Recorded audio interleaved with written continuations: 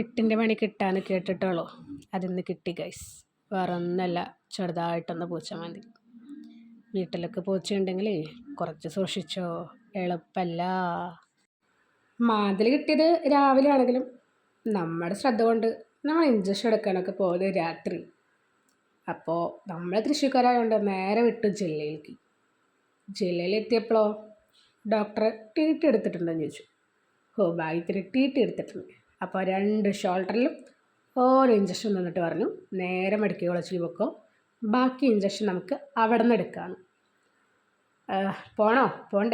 പോണ്ടേ. അപ്പോൾ ഡോക്ടർ പറഞ്ഞു, ചെറുതായിട്ടെങ്കിലും ഒരു ചോര പൊടിഞ്ഞിട്ടുണ്ടെങ്കിൽ റിസ്ക് എടുക്കാൻ നിൽക്കണ്ട, നമുക്ക് ഈ ഇഞ്ചക്ഷൻ എടുക്കുകയാണ് നല്ലതെന്ന് പറഞ്ഞു. പിന്നെ ഒന്നും ആലോചിച്ചില്ല, നേരെ മുളകത്ത്. സമയം രാത്രി 9 മണി. അങ്ങനെ മുളകത്ത് എത്തി. അവിടെ എത്തുമ്പോൾ രാത്രിയാണല്ലോ. അപ്പം നേരെ കാഷ്വാലിറ്റിയിലേക്ക് പോയി. അവിടെ ഒരു ഡോക്ടർ ഉണ്ടാവും.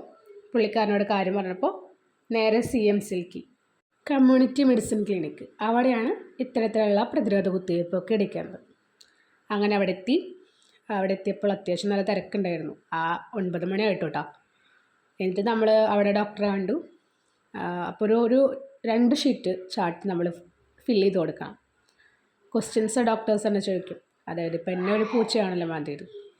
അപ്പോൾ പൂച്ച മാന്തിയ എന്തുകൊണ്ടാണ്, പൂച്ചയ്ക്ക് അതിന് ശേഷം വല്ല മാറ്റങ്ങൾ ഉണ്ടായിട്ടുണ്ടോ, അതേപോലെ എത്ര ആഴത്തിലുണ്ട് മുറിവ്, ഏത് കാലുമ്മയാണ്, നമുക്ക് എന്തെങ്കിലും മരുന്നിനോട് അലർജി ഉണ്ടോ, സ്ഥിരമായി നല്ല മരുന്ന് കഴിക്കുന്നുണ്ടോ, അത്തരം കുറച്ച് ക്വസ്റ്റ്യൻസ്. അത് കഴിഞ്ഞ് നമ്മൾ കുറച്ച് നേരം വെയിറ്റ് ചെയ്ത് കഴിയുമ്പോൾ നമുക്ക് ഫസ്റ്റ് ഒരു ടെസ്റ്റ് ഡോസ് എടുക്കും. ടെസ്റ്റ് ഡോസ് എടുത്തതിന് ശേഷം ഒരു 20 മിനിറ്റ് നമ്മളതൊരു ഒബ്സർവേഷനിലിരുന്ന് അലർജി ഒന്നും ഇല്ലെങ്കിൽ മാത്രം നമ്മൾ ബാക്കി ഫർദറായിട്ടുള്ള ഇഞ്ചക്ഷൻ എടുക്കുകയാണ് ചെയ്യുക. പിന്നീടുള്ള ഇഞ്ചക്ഷൻ എന്ന് പറയുന്നത് നമ്മുടെ ആ ഒരു മുറിവ് എത്രത്തോളം ഉണ്ട്, നമ്മുടെ വെയിറ്റ്, അതൊക്കെ അനുസരിച്ചിട്ടാണ് എത്രത്തോളം ഇഞ്ചക്ഷൻ എടുക്കുക എന്നുള്ളത്. എൻ്റെ മുറിവിൻ്റെ ആഴം വെച്ചിട്ട് എനിക്ക് 5 ഇഞ്ചക്ഷനാണ് കിട്ടിയത്. അതും തുടരെ. നല്ല സുഖമുള്ള ഏർപ്പാടായിരുന്നു. കഴിഞ്ഞില്ല, ആ ഇഞ്ചക്ഷന് ശേഷം 1 മണിക്കൂർ ഒബ്സർവേഷൻ വരുന്നതിന് ശേഷം മാത്രമാണ് നമുക്ക് വീട്ടിൽ പോകാൻ പറ്റുള്ളൂ. നമുക്ക് പിന്നെ തീരെ ബോറടിക്കില്ല.